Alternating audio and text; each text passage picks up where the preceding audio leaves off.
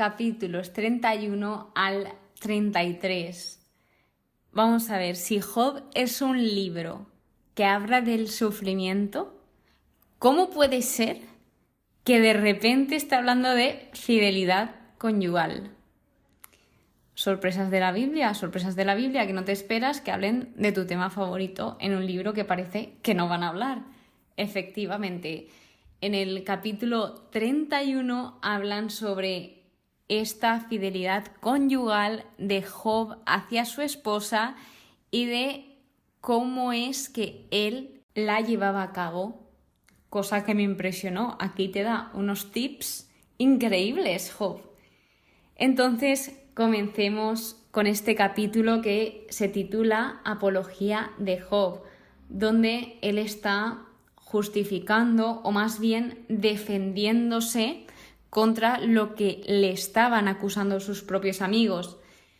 De modo que aquí sigue una estructura que es: habla Job, se hace alguna pregunta, vuelve a hablar como, entre comillas, una respuesta a esa pregunta que él mismo plantea y nos dice un condicional de si pasa X, hago Y. Y así. ¿Qué es lo que me impactó? Que es que empezase diciendo: con mis ojos hice el pacto de no fijarme en doncella.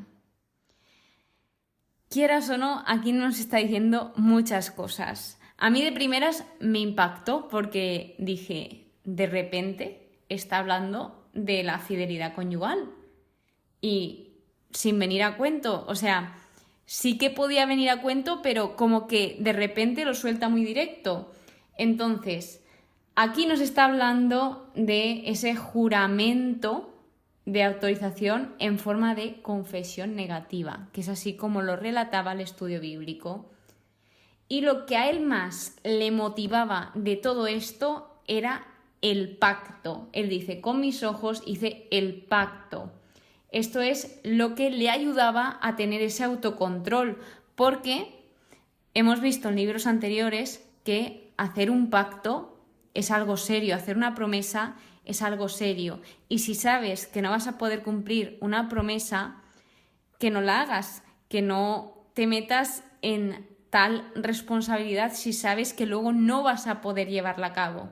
De modo que Job lo que estaba haciendo es también proteger sus ojos, porque aquí, de nuevo os repito, dice, con mis ojos hice el pacto. Y en la Biblia nos habla que los ojos también se puede hablar de una fuente, y de esa fuente puede brotar el pecado y la miseria. Entonces dice, más adelante en el Nuevo Testamento nos habla de que si tu ojo derecho te hace pecar, arráncatelo. O sea, es una forma metafórica de hablar, pero sí que nos está diciendo que generalmente todo entra por los ojos. Nos dice, la lujuria y el pecado sexual comenzó con la excitación visual. Y lo que le ayudaba a Job con esto ya no era solo ese pacto, sino lo que le ayudaba a seguir siendo fiel al pacto era saber que Dios veía todos sus caminos, es decir, sabía que Dios veía todo lo que Job hacía. En mi caso, he ido aprendiendo sobre esto a través de la experiencia y de irme formando poco a poco, pero sí que es verdad que son dos consejos muy pero que muy buenos y que cuando empecé a indagar en este versículo y en general en el capítulo me ayudó mucho el ir aprendiendo sobre cómo Job estaba llevando esa fidelidad matrimonial y que seguramente esto me sirva para en un presente y lo más seguro que en un futuro también. Continuando, él también habla sobre cómo se debe tratar a las personas en general, pero aquí habla de sus siervos, de que él trata bien a sus siervos porque al fin y al cabo somos todos personas y vuelve a remarcar que Dios ve todo lo que hacemos. Entonces A cada persona que encontremos en el camino debemos de tratarla bien. Tenga el trabajo que tenga el cargo que tenga, o sea como sea. Así que Job estaba mostrando un corazón para la santidad y para la vida ética. Y luego también parte de su motivación era que él era un hombre temeroso de Dios, temía el castigo de Dios, entonces él quiere hacer las cosas correctas y conforme a la voluntad de Dios porque sabe que es lo mejor. De los versículos 24 al 34 cuenta lo que no hizo y en muy poquito trozo lo que hizo, pero cuando está contando lo que no hizo, está diciendo lo que hizo. Así que dice, no puse mi gozo en mi inmensa riqueza, que él podría haber sido perfectamente avaricioso y podría haber hecho mucho daño con toda la riqueza que él tenía. No fue idólatra, no adoró a otros dioses, no se alegró del mal de su enemigo, ni tampoco permitió que su boca pecase. Era un hombre hospitalario, como bien nos estamos dando cuenta mientras vamos leyendo a Job, y nos dice que no ocultó a los hombres su delito ni escondió en su seno su pecado. Es decir, que si él hacía alguna cosa mal, él la decía. ¿Y qué vemos en todo aquí lo que nos está diciendo Job? Que era un hombre auténtico y que era un hombre conforme al corazón de Dios. Sí, señor, sí, señor. Es que está muy bien, me encantó este capítulo. Creo que es mi favorito del libro de Job.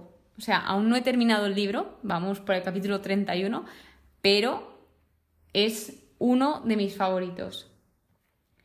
Por último, dice en el versículo 35, a Sadai, al Señor, le toca responder. Job ya estaba desesperado, no sabía ni qué más decir porque lo había dicho todo. Entonces, él aquí termina de argumentar su caso y espera esa respuesta de Dios. Entonces vemos que el final de ese discurso, del diálogo que se estaba realizando, es el silencio. Acaba todo en silencio. Y esta es la oportunidad de Dios para hablar, porque Él a menudo espera hasta que lo hayamos dicho todo, hasta que hayamos terminado de hablar. Él, a lo largo de toda la Biblia, se nos demuestra que Dios es un Dios atento y Él es un Dios que nos sabe escuchar. Tal vez a nosotros, como seres humanos, nos cueste saber escuchar a los demás y nos cueste dejar a los demás que hablen y terminen las frases. Pero Dios es alguien respetuoso y Él espera hasta que hayamos dicho la última palabra. Pasando al capítulo 32, aquí aparece Eliú.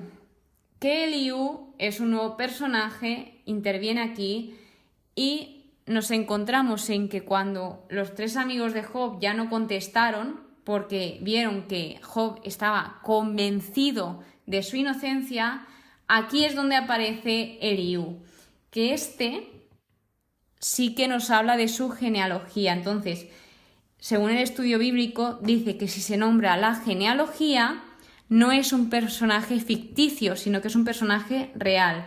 Y nos dice que Eliú era hijo de Baraquel, Buzita, del clan de Ram, que dice que es como de la familia de Abraham, pero de un hermano de Abraham, de Buz. Así que este es un personaje muy joven, porque los demás nos dice que eran mayores que Eliú, y su nombre significa mi Dios es Él, con guiones. Mi guión Dios, guión es guión Él. Y es un nombre que proviene del hebreo.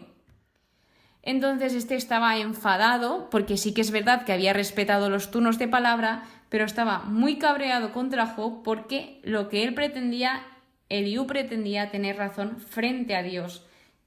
Y se enfadó por haber dejado culpable a Dios, es decir, porque vio que los otros tres amigos no habían sabido responder a Job y entonces era o quedaba culpable Job o quedaba culpable Dios. Para él no había más posibilidades. En el estudio nos dicen que los dos tenían razón, tanto Dios como Job, pero en la cabeza de Eliú solo había una posibilidad, o Dios o Job. Así que viene esa introducción donde él va diciendo, sí, yo me he esperado, he respetado, que esto me parece muy bien, que hubiese escuchado atentamente y cuando todos han terminado de hablar, que él pronuncie lo que él pensaba y sus aportaciones. Pero sí que es verdad que si lo leéis, suena un poco así como engrandeciéndose, como que él lo sabe todo, como que los demás no tienen mucha idea de nada y que él va a explicarles todo. De modo que, en resumen, este capítulo 32 es para decir, cuidado, voy a hablar, ya está, pero él se tira 22 versículos o 24, depende de la Biblia que utilicéis, para decir, cuidado, voy a hablar. O sea, él dice, me siento lleno de palabras. Efectivamente, lleno de palabras estaba, pero tal vez estaba diciendo muchas palabras para lo que él quería decir. En el capítulo 33, aquí él ya empieza a exponer todo lo que él pensaba y a intentar dar lección tanto a Job como a los amigos de Job. Entonces él va diciendo que él habla con sinceridad, con verdad. Sí que es verdad que él reconoce que él es una persona, dice, para Dios soy como tú, formado también de arcilla. Y básicamente lo que le pasa a Eliú es que va diciendo cosas que él ha malinterpretado, porque está sacando de contexto palabras que sí que es verdad que ha dicho Job y sentimientos que ha expresado Job, pero las está sacando de este contexto. Entonces le dice a Job que no tiene razón en lo que él está diciendo y que él se está equivocando en exigir explicaciones a Dios. Y de repente, de pasar a desmentir todo lo que ha dicho Job, nos dice cómo Dios nos habla, de cómo Dios habla al ser humano. Y esto sí que es verdad que me gustó el versículo. Versículo 14 dice, Dios habla de muchas formas, pero no nos damos cuenta. Y esto sí que es verdad, que Dios nos habla durante todo el día de miles y miles de formas, pero no queremos escucharlo o, como dice aquí, no nos damos cuenta. Las formas que habla este capítulo es que Dios habla a través de sueños y de las visiones nocturnas. Pero en el estudio bíblico también añadieron varias más formas, como pueden ser las inspiraciones secretas, las aflicciones, o sea que Dios habla a través del sufrimiento, que esto Eliú también como que lo da a entender de que Dios le está hablando a Job a través de ese sufrimiento, de ese mal momento que está pasando. También otra de las formas es a través de mensajeros y a través de la redención.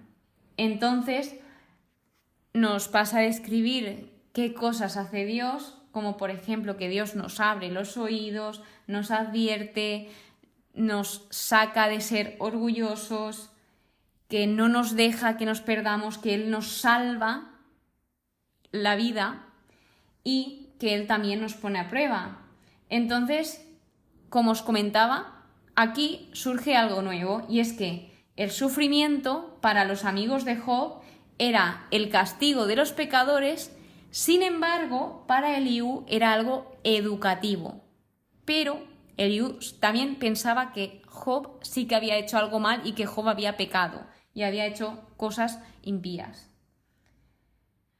Habla sobre la figura de ángel o de mediador, que se refiere a un intermediario entre Dios y los seres humanos. Es decir, esto lo he querido explicar porque a mí me ha servido el buscarlo. Y es que aquí habla de este mediador que nos puede servir para que esa persona mediadora entre Dios y los hombres nos ayude a comprender las cosas divinas. Se habla de Jesucristo y sí que se puede hablar de otros mediadores o ángeles, como aquí dice. Pero esto sí que es verdad que aún no tengo el conocimiento para poderos explicaroslo 100%. Así que poco a poco seguimos aprendiendo y os aseguro, como siempre, que cuando descubra algo os lo compartiré.